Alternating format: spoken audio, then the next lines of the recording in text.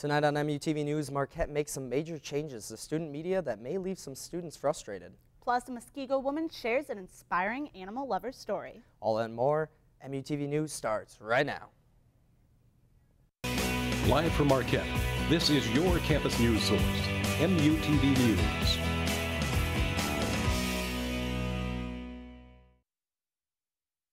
Thanks for joining us. I'm Nina Guzman. And I'm Peter Basch. In our top story tonight, as many of you may have heard, the Marquette Tribune's pages were cut, but members of student media were not going down without a fight. Thursday night, they took to Twitter, attempting to gain the attention of the university via social media. Armed with the hashtag #LongLiveTheTrib, members of the student media and Marquette community created quite a stir, getting the hashtag trending on Twitter and even getting the university's Twitter account to use it. Board for Student Media Chairman William Thorne sent out a report saying the board is still working on balancing the budget, and it will continue to explore options with students. The Marquette community will be hosting an inspirational star on campus this next week. Aaron Ralston, the man who lost his arm after a climbing incident, is the next guest in the MUSG Speaker Series. Ralston is well known for the documentation of his journey in the film 127 Hours. The Speaker Series is an opportunity for students to learn about how different people around the world overcome conflicts. This event will be held February 28th in the Varsity Theater at 7:30 p.m. Some of you may have seen our story online. A Wisconsin woman has made it her goal to save the life of a dog left behind to die. Max Hess reports from Muskego. This is Sadie. She's not your usual dog. In fact, she's everything but that. Her owner, Joelle, lives in a quaint little house in Muskego and has a true heart for animals. At the end of April of last year, I went to an animal shelter just to donate some pillows and blankets. And out of the corner of my left eye, there was Sadie with a volunteer. Sadie was found in the woods of Kentucky, where she was shot in the head. I just grabbed her and took her to a couple of doctors, and they gave her a very grim prognosis. That grim prognosis would have led many to believe Sadie didn't stand a chance. But Joelle thought differently, and Sadie wasn't willing to give up the fight. They said, look, she can't walk, she's fecally incontinent, she's urinary incontinent, just do the kind thing. I said, okay, well, thank you very much. The next day I took her to a holistic doctor here in Muskego, and Dr. Jody from the animal doctor said, let's give her a chance. And so we did. After months and months of treatment, Sadie stands strong, Peekaboo! using all the power she has left in her front legs to move around like a true survivor. Jessica Dragan specializes in veterinary massages and played a major role in the developments Sadie has made. She's very close to me. We've, just because of the nature of her injury, I have to see her more often, maybe once or twice a week. Today, Sadie is a happy dog, and Joelle says she enjoys life so much, it's like she knew it was almost taken from her. I really believe that Sadie knows she was given a second chance. The time she spends just savoring life, and she won't sit down in the car because she's looking at all the traffic and all the people that are out there and barking at people on bicycles and just making her presence known. Some things may still be a little hard for her to conquer. Move it. But with a little help, even stairs are no problem. Just very gently, so I'm not picking her up. I make her do the work. And not to forget, Sadie will do anything for cat food. Anything. And so, with the help of cat food and an occasional push from behind, Sadie lives on, happy, saved, and with a truly loving owner. Reporting from Muskego, Max Hess, MUTV News. Thanks for that, Max. That's a really emotional story. I went along with you, and it was amazing to see how fast that dog can move after such a short period of time being shot. And Sadie will actually be one of our guests on the Evening Twist on Wednesday. Make sure to tune in to find more about this truly inspirational story. The Marquette Theater's department presents A Dollhouse starting this Thursday. The play follows the life of Nora Helmer, a selfless, doting wife whose perfect life is shattered when she puts her husband's reputation in danger. The show runs until March 3rd, and tickets are $10 for students and $16 for alumni. Tomorrow, voters in Wisconsin will have a chance to vote in the primary elections for a Supreme Court judge. The Supreme Court race is the only race on a statewide ballot, but other elections will be taking place locally. In Milwaukee, 5 Republicans are running for an open seat in the state assembly. For the Supreme Court, Ed Falone, a Marquette professor, Vince Magna, and incumbent Justice Pat Roggensack have been campaigning by visiting phone banks and calling supporters. The election is expected to be low-key with a low number of voter turnout. Milwaukee roadways are safer this week after police arrested 18 drunk drivers this past weekend. Milwaukee County Sheriff Department has been taking an aggressive approach to arrest drunk drivers, one that seems to be working. 8 of the drivers arrested were repeat drunk drivers. One man was even picked up on his 6th OWI. This new effort is a part of MPD's Operation Drive Sober. When we come back, local Milwaukee firefighters are hospitalized after being dragged by a car. And this warm weather won't last long. Rachel Landgraf has your complete weather update. MUTV News will be right back. Live from Marquette, this is your campus news source, MUTV News.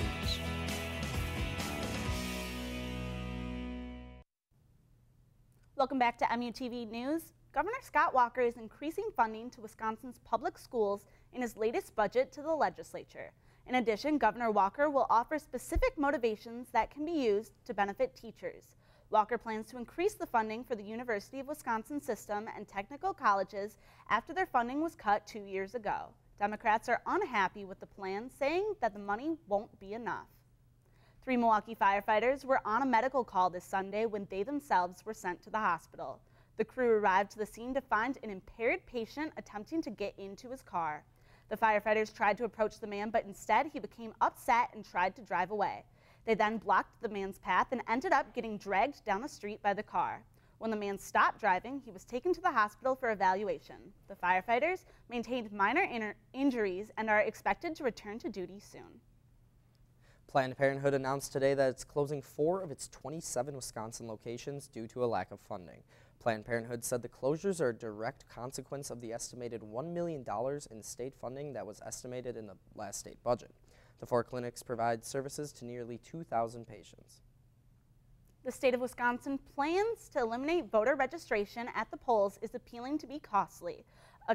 A total was released Monday by the State Government Accountability Board, coming in at a hefty $14.5 million effort, which is up from the estimated $5 million to end the same-day registration. The new costs include estimated expenses for 4 state agencies affected by the elimination of same-day registration. Governor Walker supports ending same-day registration, but he stated he will not sign a bill costing $5 million. Now let's switch gears and find out if the weather will stay as nice as it was today. Rachel? And unfortunately, Nina, I'm going to say that the weather tomorrow is not going to be as nice as it was today. Today we saw a high of 41 degrees with a humidity of 86%, the barometer reading of 29.48 inches, with winds coming from the south at 4 miles per hour. Now, tomorrow we're looking at a little cooler, but tonight today we saw a high of 48 with a low of 14, with an average of 39 to 25 degrees. The record was 57 in 1936, so a little off there. The sunrise today was at 6:44 a.m. with the sun setting at 5:27. And across the nation, we saw in Illinois was at 48 degrees, up in Minnesota 18, down in Houston, Texas, we have 69 degrees. Up in Washington, we have 44. California, if I take a step back, it's at 52 degrees. And across the state, we saw in Madison 38 degrees. Milwaukee was the highest still with 43. In Eau Claire, 27. Wausau, 33. And then over in Green Bay, 38 degrees. So tonight, unfortunately, snow showers are going to be happening with a low of 14 degrees with winds coming from the west-southwest at 10 to 25 miles per hour. Tomorrow for class, still expect some snow, 27 degrees with winds coming from the west-northwest at 25 to 30 miles per hour. And looking at our 5-day forecast, we have tomorrow at 27 degrees with snow showers, low of 5. On Wednesday, partly cloudy, 25 degrees, low of 18. Thursday, we'll have some overcast after the snow, high of 34 with a low of 25. Friday, we have a chance of snow, high of 37 with a low of 28. And on Saturday, it will be partly cloudy with a high of 36 and low of 19 degrees. And I believe that's all for the weather today. Back to you. Live from Marquette, this is your campus news source, MUTV News.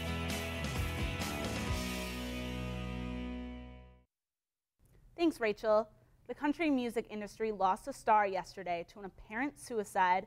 Mindy McCready, a 37-year-old country singer, was found dead on the front porch of her Arkansas home. She has reportedly died of a self-inflicted gunshot wound. McCready appears to have also shot a dog that was found dead next to her. The dog is believed to belong to McCready's late boyfriend, record producer David Wilson. Family and fans alike are shocked by the death of the singer who just released a hope-filled track.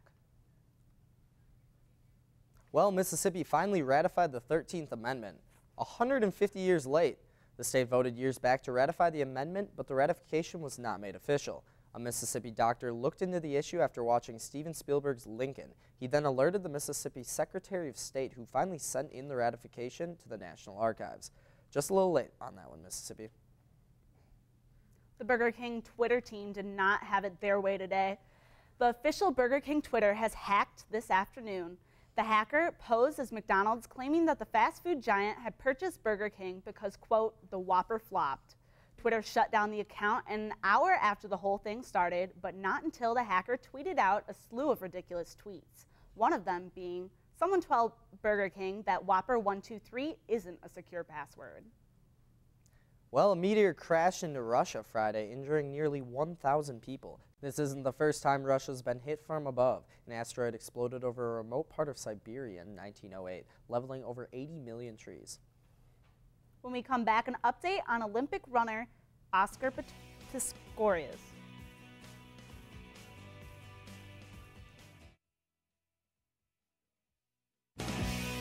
Live from Marquette, this is your campus news source, MUTV News.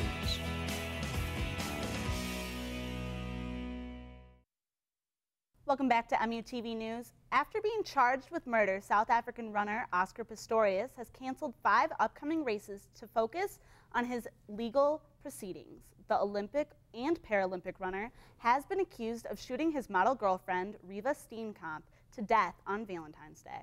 Many questions have yet to be answered to find a motive for the killing as the country tries to come to terms seeing their national hero being charged with such a crime. Pistorius' photos on billboards and other outlets throughout South Africa have been taken down after the charges were given. Hugo Chavez made his return to Venezuela today after an extended stay in Cuba for cancer treatment. The president underwent cancer surgery in early December and spent the next 2 months recovering. His respiratory infection has also been controlled. However, the president continues to suffer insufficiencies in his breathing.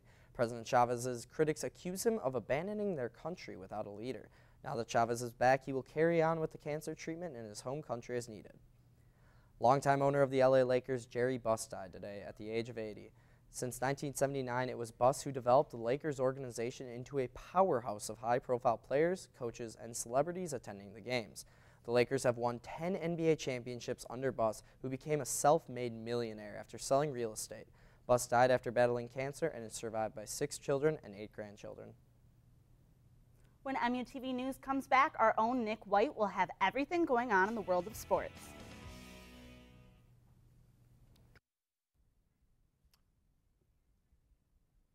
Welcome back. I'm Nick Wight with MUTV Sports.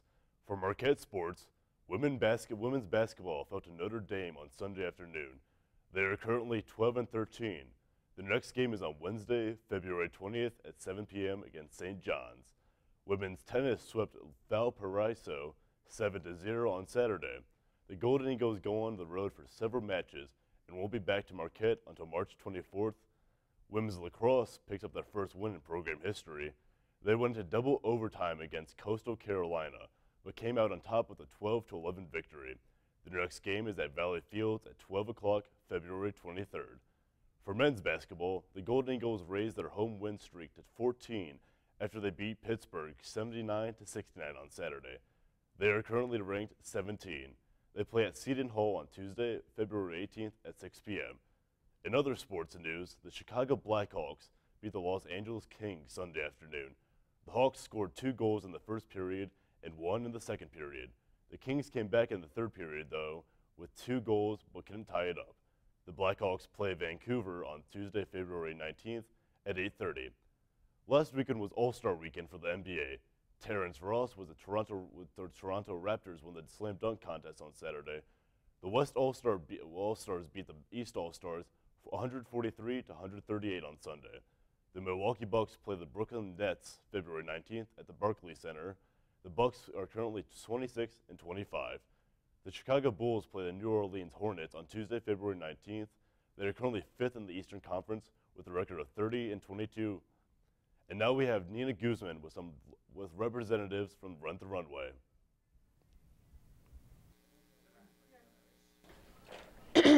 Thanks, Nick.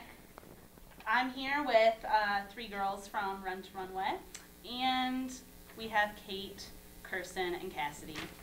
Could you tell me, what is Rent the Runway? Rent the Runway is a website where you can rent designer dresses, accessories, or anything else, and you can just rent them for a specific occasion versus buying it for hundreds of dollars and only wearing it once. So it's a really good idea, and luckily the 3 of us started it here at Rent the Runway at Marquette this year, so it's a new program here. But it's been a few years, it's been going on for a few years, and it's just new to Marquette this year. So you guys have an event coming up. Tell me about that. Yeah, we have a trunk show coming up on February 26th, and it's 5 to 7 in AMU 163, and you can come and try on dresses and see if they'll fit for your next event. You can either rent them that weekend, or you can rent them for an event in the future. It's a really good way to see if they fit and test them out before you actually rent it. So what designers do they have? For designers, we carry Irv Lagar, Kate Spade, Trina Turk, Basch Mishka, BCBG, really high-end designers like that. Wow, those are really nice designers. What's your guys' favorite part about Rent the Runway? My favorite part would definitely be the fun people that you get to spend time with, and you get to try on and use these dresses that you wouldn't normally get to wear. It's definitely a Cinderella moment that you get to wear these $400 dresses for $50 for a fun event. So. Do they bring shoes by any chance? You can rent shoes. Yeah, any type of accessory. What do you 2 enjoy about working? I like it because it definitely kind of gives you a more professional experience. Like, you are on your own here, and you do get to do everything yourself and figure out everything yourself, but they do help you along the way. They do calls, and they help you do resume workshops and things like that in case you need any help at all. So that's my favorite part about it. Right, it's very hands-on, and it's my first internship, and I figured my first internship would be filing papers or something boring like that. But it's cool because we're out there, we're the face of it, and we can kind of do whatever we want. It's very flexible. So you guys have been to the, this is new to Marquette, but you guys have been to the other ones? No, the headquarters is in New York. So we do everything via the internet with them. So that's the only way we communicate with them right now. So that's a little difficult at times, but we make it work. So it's definitely real world experience, talking to people and making meetings and being on time for things. So did you are you excited to find new clothes and everything? Yes, definitely spend way too much time on the internet. So much time.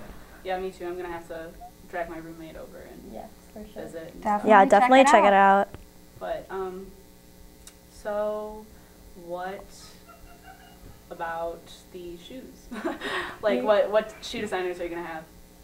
We don't have a lot of shoes, but if you'd like to check out the website, you can check us out at renttherunway.com/Marquette, and we also have a Twitter page, and we tweet lots about tabling events and trunk shows, and you can definitely search all the shoes that we have on there as well if you'd like to see those. Well, thank you guys so much for coming in and telling me about this, because I'm really, really excited to try this out now. Thanks for your time. Thank you. Well, that's all we have tonight on MUTV News. Good night, Marquette.